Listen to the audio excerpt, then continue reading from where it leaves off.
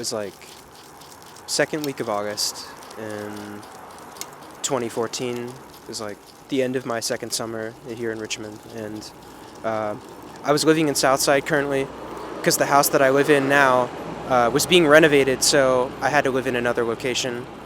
I lived on Bainbridge, and it took me probably, 10 minutes or so to bike from there to the campus area and stuff. And I remember I was biking home one day, and I was rounding the intersection onto Bainbridge to go back home, and the cars had going the opposite direction, had a green arrow, and I was in the median, waiting to bike the rest of the way, and a guy in a Chevy Avalanche turned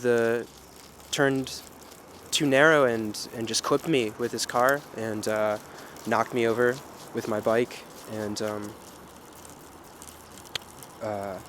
by the time that I realized what happened, an ambulance was already there, which I thought that meant that I had maybe blacked out or something, but they were actually at the intersection when it happened, and they saw it happen, so they just pulled over and picked me up. And I wouldn't have opted to take an ambulance because it costs hella money, but they were already there, so they took me to Chippenham, and it was deduced that I had a shoulder separation, so my arm was in a sling. My left arm, which is what I write with, so for 3 months my arm was in a sling, and it was pretty crappy because I would still have to commute from Southside for a while until I moved into Carver. And